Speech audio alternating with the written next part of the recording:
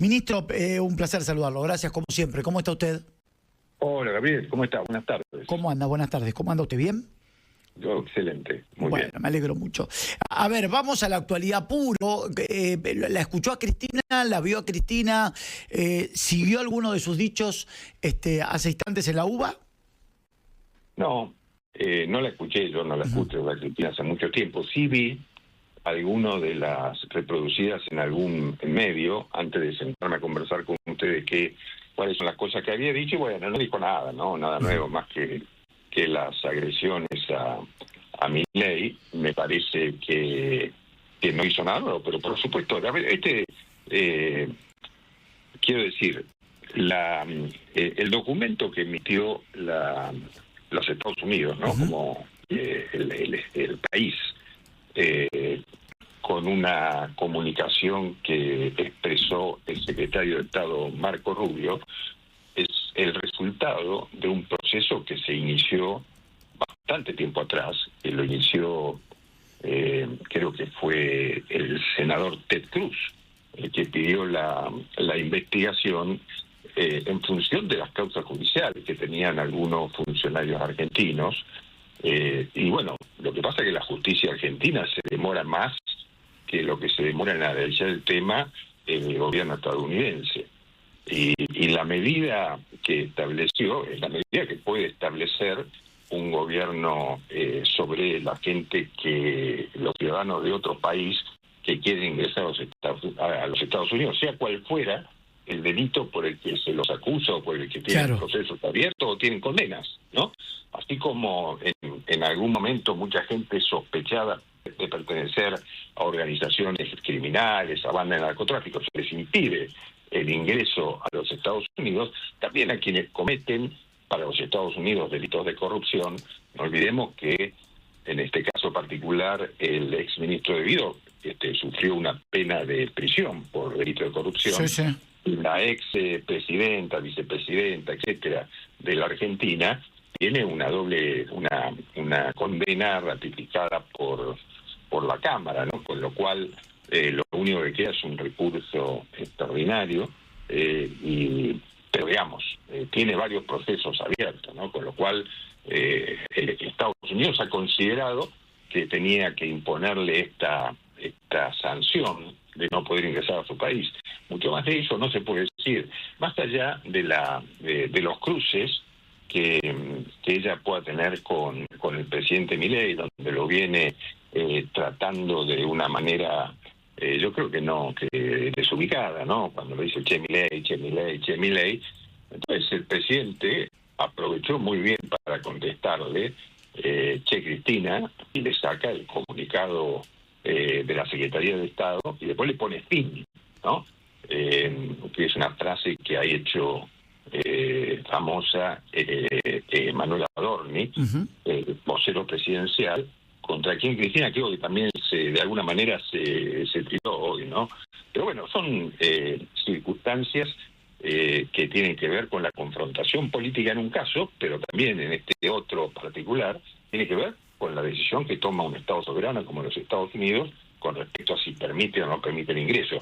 Y a ver, y ahí, la verdad, que es inexplicable lo que dice Cristina. A ver, esto se inició mucho antes de que Milei fuera presidente. Creo, no sé si era diputado ya, cuando se comenzó esta causa en los Estados Unidos. Y ojalá sirva esta decisión que ha tomado el gobierno de los Estados Unidos para que se dé instrucciones en el gobierno de los Estados Unidos a la Secretaría de Justicia para que se haga una investigación sobre lo que fue todo el tema YPF, que fue uno de los hechos de corrupción más grandes que vivió la Argentina, sobre el cual podríamos extendernos a hablar, Gabriel, pero creo que mucha gente lo conoce, que hoy le está costando al país una condena de 16.000 millones de dólares que estamos tratando de ver si se puede rever en la Cámara, pero que por lo pronto hoy la Argentina está condenada por la justicia civil a pagar 16.000 millones de dólares. Obviamente,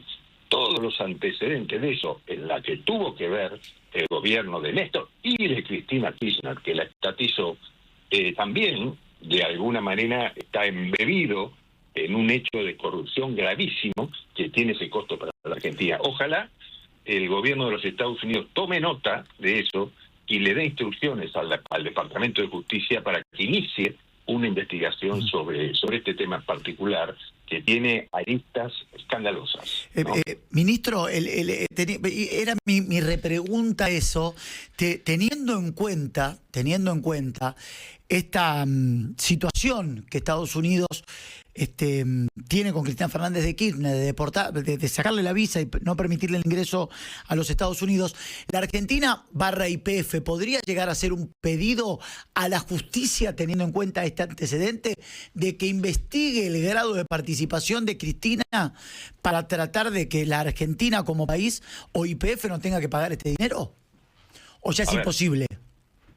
No, a ver, yo la verdad creo que porque ¿qué pasa aquí? Ahí se inició un proceso. A ver, lo que pasó acá finalmente es que un fondo buitre de esos que compran derechos a accionar judicialmente, compraron los derechos que tenía una empresa argentina, que era Petersen, que estaba radicada en España con otras sociedades, le compraron sus derechos a litigar por la expropiación que hizo de las acciones de YPF Cristina Kirchner. Con ese derecho a litigar, el fondo Bulford inició una acción en Estados Unidos que originó finalmente, o que terminó finalmente, en la condena de la Argentina por 16.000 millones. ¿Cuál es el origen de esto? El origen es que Néstor Kirchner, en su momento, le exigió, de alguna manera, ¿no?, a la empresa Repsol, que era la titular de las acciones, que le permita entrar a una empresa argentina, le ceda un porcentaje de acciones que fue en ese momento del 25%, que fue la empresa de Petersen, Thierry Cruz, creo que era, no sé si era Petersen, Thierry Cruz, pero era la empresa de la familia Eskenazi, digamos, les permita entrar como accionista del 25% y pagar el costo de ese 25% con el producido de los beneficios. Exacto. Entonces, ¿qué iba a pasar ahí? Le iba a permitir al Estado argentino, o a YPF en este caso, cobrar los dividendos que le tenían retenidos, ¿no? Mira, esto es una historia increíble. Bueno, eso fue lo que finalmente da origen a la expropiación, a que se inicie la acción, a que el fondo Bulford compre los fondos y que esto se termine de consolidar en un juzgado civil en Nueva York, configurando finalmente una estafa dentro de la justicia americana. O sea, cuando la justicia americana sanciona o sentencia en favor de este fondo buitre una indemnización de 16.000 millones, más allá de ese monto del correcto, no es el correcto, los intereses, lo que sea, lo que está haciendo es convalidando, sin quererlo, una estafa que tuvo su origen cuando se le exigió a la empresa Repsol que ceda una parte de las acciones que tenía aquí en YPF. Claro. Entonces yo creo que si el Departamento de Justicia inicia una investigación sobre cómo se utiliza la justicia de los Estados Unidos para cometer un delito, en definitiva, o para blanquear un delito, claro. Bueno, si inicia esta investigación, yo creo que debería caerse esta sentencia contra la Argentina, ¿no? No, aparte es increíble cuando uno habla de números, la horrorización, cuando el gobierno va al Fondo Monetario y se habla de números. Usted recién me decía, y es de público conocimiento, 16.000 millones de dólares, ¿no? Lo que debería pagarle a Argentina por el tema YPF. Hoy se están hablando de números y el posible desembarco del Fondo Monetario, que también se lo voy a preguntar, es de 20.000 millones de dólares. O sea, la trampa del kirchnerismo por YPF a la Argentina sería el mismo dinero que quizás el fondo podría desembolsar en la Argentina. Digo, a ese nivel de grosería económica estamos hablando, ¿no? Sí, a ver, yo no tengo la información todavía sobre cuál es el acuerdo que se realice con el Fondo Monetario. Hasta ahora lo único que se ha obtenido es la ratificación por la Cámara de Diputados de un DNU que le permite al Poder Ejecutivo avanzar en una negociación. Los montos, mecanismo, forma de desembolso, etcétera, son temas que están conversando, sí se conversarán en los próximos días con el Fondo Monetario hasta que se llegue a un acuerdo, ¿no? Pero sí, efectivamente, el monto de la condena contra la Argentina por el tema YPF, en el cual también participó Kicillof, ¿no? O sea, eso fue toda una maniobra escandalosa que realmente de alguna manera en Estados Unidos no se puede convalidar. Y los argentinos tienen que tener bien en cuenta, ¿no? Ministro, si bien es cierto que todavía no se saben los detalles de lo que va a ser el acuerdo que fue aprobado en el Congreso esta semana, el presidente Milei dio una nota donde dijo que probablemente este acuerdo se firme mediados de abril, y hoy un prestigioso medio internacional habló de estos 20.000 millones de dólares. Yo lo que le quiero preguntar es, más allá del dato preciso que usted me acaba de decir que no lo tiene, si se lo voy a poner en potencial, si serían 20.000 millones de dólares lo que el fondo desembolsaría, ¿sería un muy buen acuerdo para la Argentina o no? Si es que se da este número, ¿eh? Todo lo que permita sanear el balance del Banco Central y de alguna manera solidificar la posibilidad de que pueda responder el Banco Central con un balance sólido a las distintas variables que tiene la economía argentina, creo que es importante, ¿no? Y creo que eso es lo que se está conversando. Ahora, yo no puedo hablar de una suma concreta porque no la sé, pero sí tengo claro que la discusión que se está llevando adelante con el fondo es una que permita a la Argentina, como dijo el presidente de la Nación, poder dejar atrás el cepo en el curso de este año, ¿no? ¿Este acuerdo es el principio del fin del cepo? Yo creo que es un elemento importante para llegar al fin del cepo en el curso del año, ¿no? Yo también recuerdo que el presidente había hecho una mención en un momento determinado, hace ya varios meses atrás, que nosotros vamos a salir del cepo, aunque tengamos que reducir todavía mucho más el gasto, ¿no? Las cuentas tienen que darnos la posibilidad, las cuentas del Estado, de poder salir del cepo y poder bajar la inflación, de modo tal que haremos todos los esfuerzos que sean necesarios. Si el fondo nos ayuda en esta ocasión para poder, como dice el decreto, cancelar deudas con el propio Fondo Monetario o cambiar estos papelitos, ¿no?, que son letras intransferibles que tiene el Banco Central, que fueron dadas obviamente para obtener recursos y para gasto público en gobiernos anteriores. Tal vez esa ayuda que nos dé el fondo nos permita salir mucho antes del cepo, ¿no? Déjeme hacerle una trampita en un año electoral. La idea es, a ver, yo sé lo prudente que ustedes son, pero sé que hay mucha gente del otro lado que le haría esta pregunta, y a mí siempre me gusta preguntar lo que preguntaría la gente del otro lado. Al ser un año electoral, la idea de la salida del cepo tomando todos los resguardos como lo vienen haciendo, y no tener que, hablándolo en castellano, morfarse una corrida. La pregunta es la siguiente: ¿la idea es que el cepo salga antes de las elecciones o no importa el momento?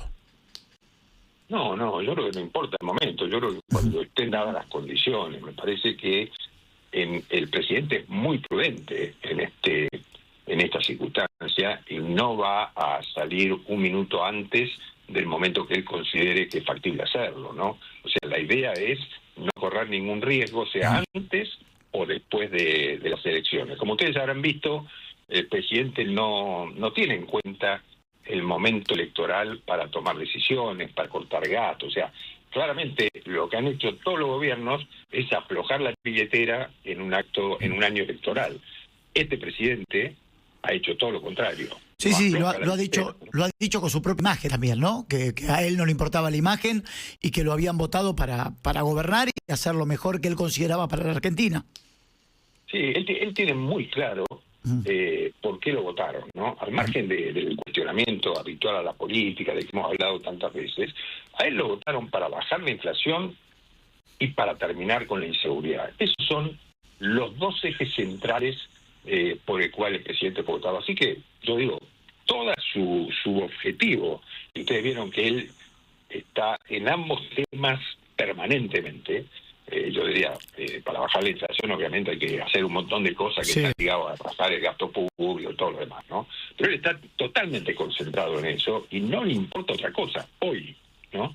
Después, una vez que se solucione eso, empezaremos a ver otras facetas del gobierno, pero por ahora está concentrado totalmente en eso, ¿no? Fue un éxito porque se habló poco, porque me parece que fue exitoso, el operativo. Nosotros hablamos lo que queda del día, nuestro programa de lunes a viernes a la noche en Radio Mitre, el día antes del operativo policial por los jubilados, porque creo que ese día hubo partido y porque me parece que también, al haber sido un éxito el operativo policial, se habló poco. ¿Lo considera que fue exitoso el trabajo de las fuerzas y del ministerio encabezado por Patricia Bullrich en el acto del miércoles?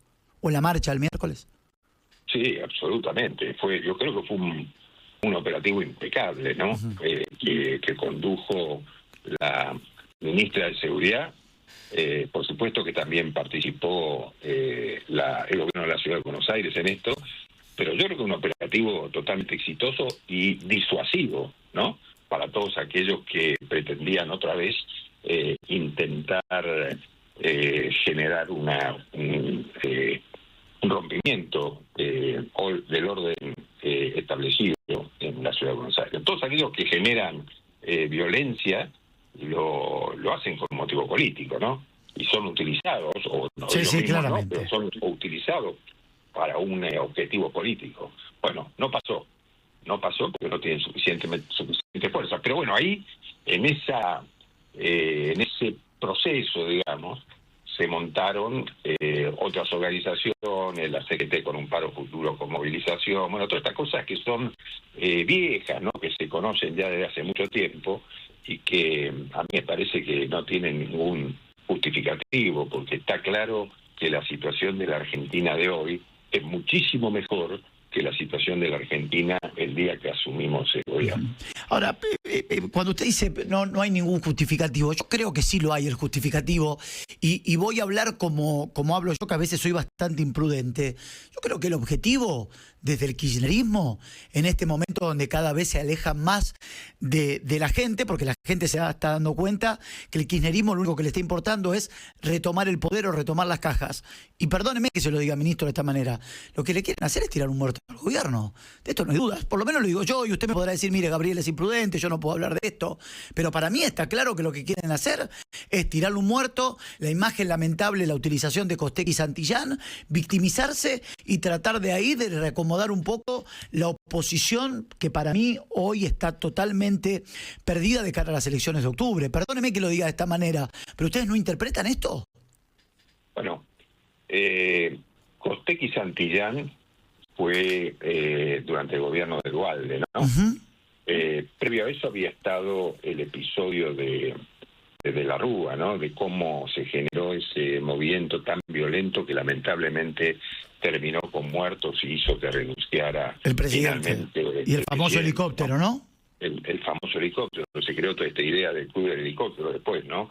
A ver, yo creo que puede ser que el objetivo sea generar hechos de violencia tal para desestabilizar el gobierno.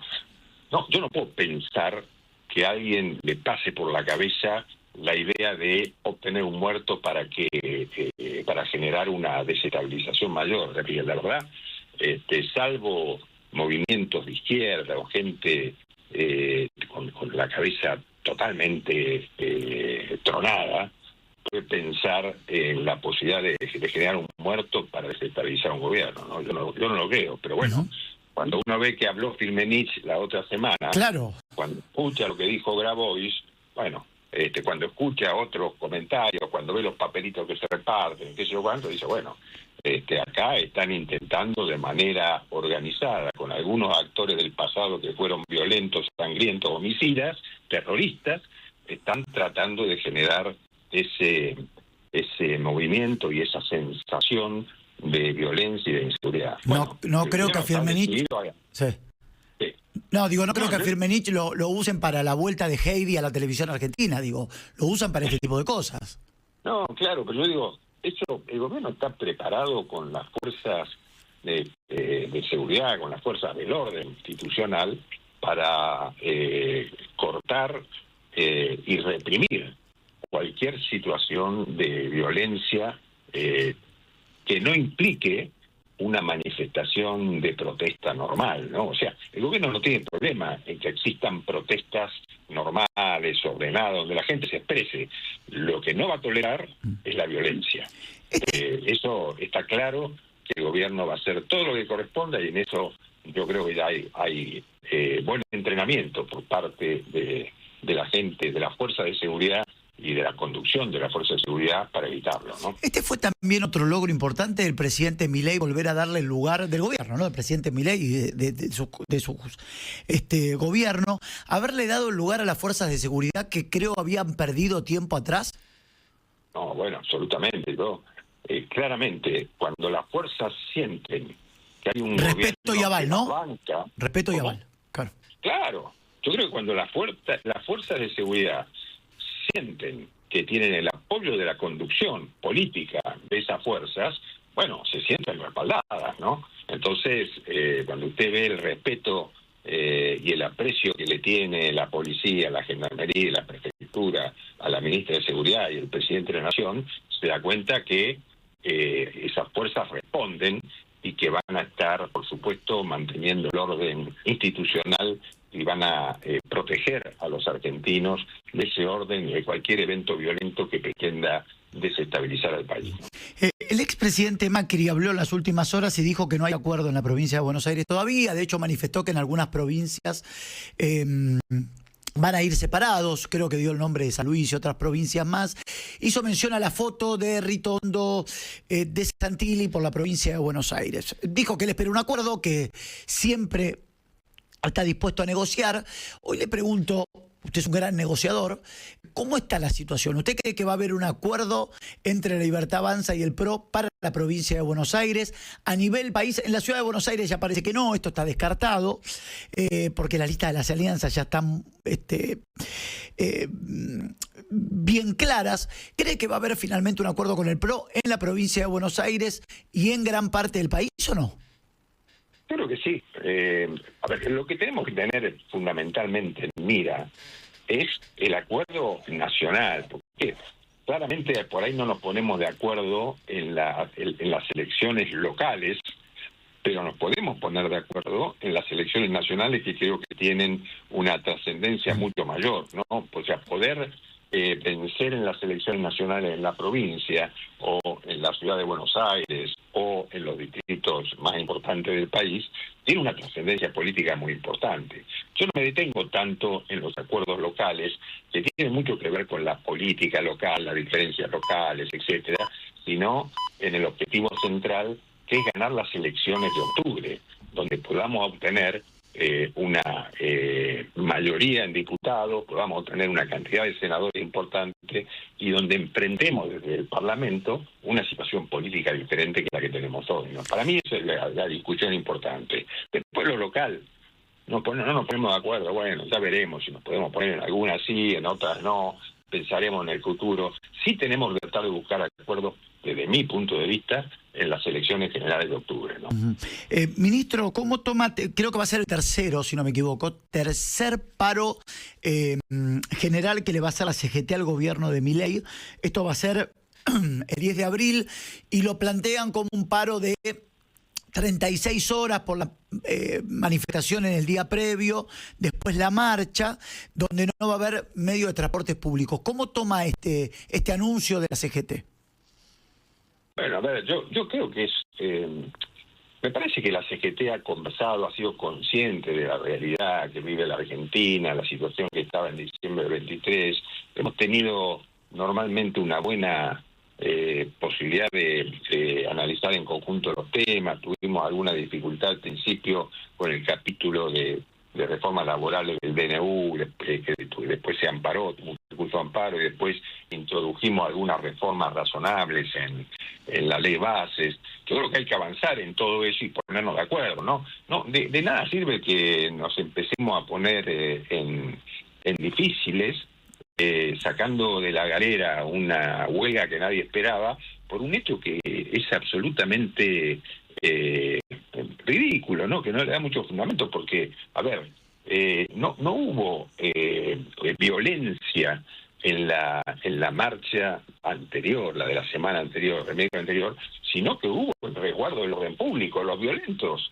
Era la gente que fue preparada para generar esos hechos. Las fuerzas de seguridad nunca son violentas per se. Las fuerzas de seguridad reprimen para mantener el orden, para que no se genere el daño. Así todo hubo daño, quemaron patrulleros, quemaron un montón de cosas. Pero digo, que la CGT convoque una huelga porque las fuerzas de seguridad defendieron la República. No, a ver, eso no lo puedo entender. Que me digan otra cosa, pero que no me digan eso como fundamento, porque eso no tiene sentido. Que le pregunten a la mayoría de los argentinos a ver si están de acuerdo o no están de acuerdo con que ese sea fundamento una huelga, ¿no?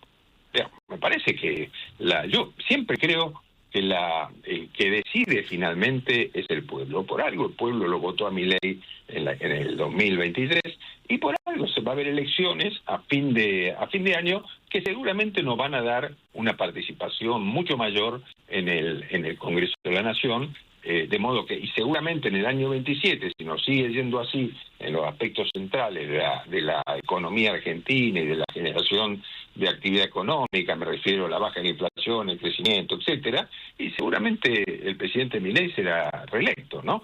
Entonces, yo creo que convendría que antes de hacer una huelga, el movimiento obrero, la CGT, etcétera, se sienten en una mesa y digamos, che, muchachos, ¿cómo hacemos para generar un sistema laboral que permita a la mitad de los trabajadores argentinos que son informales formalizarse y que no lo hacen porque el Estado tiene tal nivel de regulación, tal nivel de presión tributaria que no permite que los empresarios blanqueen a una cantidad muy importante de trabajadores por sus costos. Entonces, por el juicio, por los riesgos que corren, por lo que tienen que indemnizar, vayamos a un sistema más razonable como tiene el mundo, donde un empresario no se está fijando si en el futuro este empleado me hace injuicio, le voy a tener que pagar, lo tengo hace 2 años, le voy a tener la ley, dice que le tengo que pagar 3 sueldos, pero le voy a terminar pagando 20 porque le van a poner...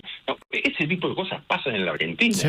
Entonces, ¿cómo quieren que se cree actividad empresaria, que se cree empleo, si no somos capaces de modernizar nuestro sistema? En eso tendrían que estar pensando los representantes gremiales y no en convocar a una huelga sosteniendo que hubo una represión cuando lo que se hizo fue tratar de mantener el Estado de Derecho y cuidar los bienes públicos. ¿Cree que va a ser importante la decisión o que no? Que la gente va a ir a laburar porque necesita laburar y porque aquellos que tienen un comercio tienen que abrir el comercio y más allá que no haya colectivo y no haya trenes, la gente se la va a rebuscar para ir a trabajar. Yo creo que es un paro que no tiene apoyo popular, ¿no? Después no puedo decir si después no hay medios de transporte porque lo paran, porque lo frenan, porque hay porque se fuerza mediante la fuerza se impide que trabaje, como ha pasado tantas veces. Bueno, eso no lo puedo predecir. Mi sensación es que no hay acompañamiento social, ¿no? Entonces, habrá que ver. Yo digo, aparte un paro de 36 horas, ¿no? Una cosa que para mí no tiene ninguna lógica, porque está bien, yo no sé quién decía, algún dirigente, no sé si era Hugo Moyano, porque Hugo Moyano ayer aceptó el convenio colectivo que permite el 1% aumento. Camionero, ¿no? Bueno, camionero, es una cosa absolutamente lógica en función de, porque a ver, Hugo Moyano, ¿qué hace? Y Hugo Moyano ve que las empresas hoy dan para dar ese aumento y que la inflación es mucho más baja. Entonces, él con cierta inteligencia va manejando la situación para no generarse un conflicto con el sector empresario, ¿no? No sé si él es empresario o no, pero en general con el sector empresario automotor. Pero el otro Moyano plantea que en realidad tenía que haberle hecho a este gobierno mucho más de 3 huelgas, tenía hecho 10 huelgas, creo que dijo, no sé cuánto. Pero se olvidó que Alberto Fernández, el gobierno de Alberto Fernández durante 4 años no le hicieron ninguna. Claro. ¿No? Entonces, la situación del gobierno de Alberto Fernández y Cristina Kirchner fue un gobierno que no solamente empobreció, sino que además dejó una situación económica tremenda. No solo por la inflación, sino por el estado general de la economía, por el tema de las deudas de la CIRA, por toda esa organización que se había hecho en la Argentina, que además del curro, se hizo porque no había recursos para sostenerla, ¿no? Ya habían usado todo lo que tenían. Entonces yo digo, en ese momento, a esa altura, no se hacía ningún paro, no había ninguna protesta. Sí, está claro. Está claro. Sea, la protesta que había, Gaby, en aquel momento, era, porque ese también es una consecuencia espectacular del gobierno del presidente Milei, que consiguió que en todo este primer año y pico no se cortaran las calles, sí, que las cortaban todos esos intermediarios de los planes sociales, los patrones de la pobreza, digamos, por ponerle un nombre que se utilizaba mucho en Colombia, con respecto a las drogas. Estos eran los patrones de la pobreza, que eran quienes intermediaban los planes sociales, entonces generaban que para darte un plan tenías que ir a la manifestación y cortar la 9 de julio, etcétera. Todo eso se terminó en la Argentina. ¿Por qué? Porque no se intermedian más los planes sociales. Los planes sociales se le otorgan directamente a quien lo necesita. Claro. Ese también es un logro del gobierno. Sí, y eso no lo ven, eso no lo ven los dirigentes de la CGT. No se fijan en eso. O sea, digamos, se fijan en que hubo represión a los manifestantes violentos en Plaza de Mayo. No estoy diciendo que un accidente como fue del fotógrafo esté bien, ¿no? Eso no lo digo. Eso fue un accidente y mala suerte. Pero lo que digo es, la reacción de las fuerzas de seguridad ante los violentos fue la que tenía que tener. Y la planificación del evento del último miércoles, para proteger a la ciudad del evento del último miércoles, fue la planificación adecuada con la experiencia que se obtuvo del miércoles anterior. Por eso no pasó nada, ¿no? Ministro, estoy muy pasado del panorama, pero no quiero dejar de preguntarle esto. Se supo esta semana los datos de la desocupación, que alcanzaron el 6,4%, y que esto bajó respecto al último trimestre. ¿Fue un número satisfactorio esto para el gobierno? Sí, bueno, obviamente uno siempre espera más, pero bueno, es lo que es la realidad, y yo creo que el gobierno está... Eso es producto de que crece la economía a niveles importantes, ¿no? O sea, la economía está creciendo en ritmo del 5%. Es importante el crecimiento, ¿no? Y eso ya sale en todas los institutos internacionales que investigan la situación económica de todos los países, los grandes bancos, etcétera. Todos dicen que la Argentina está creciendo a un ritmo del 5% anual. Importante. Sí. Por eso crece disminuye el desempleo. Además, ¿por qué crece la economía? Y la economía crece porque la inflación baja, entonces cuando baja la inflación, disminuye el desempleo, disminuye la pobreza y el país está mejor. Pues por eso a mí me molesta sobremanera que la dirigencia sindical no tenga en cuenta esto, que no son inventos, son datos de la realidad confirmados por varios organismos que comparan la situación actual con la de diciembre del 2023, o durante el periodo 19-23, donde tuvimos un montón de cosas por lo cual ningún dirigente gremial protestó, ningún dirigente gremial convocó a un paro, y ahora llaman un paro por esto, el tercero, porque lo hacen este gobierno. No, la verdad que genera un poco de indignación, ¿no? Ministro, como siempre, muchas gracias. Le agradezco mucho, que tenga y que termine bien el fin de semana. Gracias, Gabriel. Muy amable como siempre, ¿eh? Que esté bien.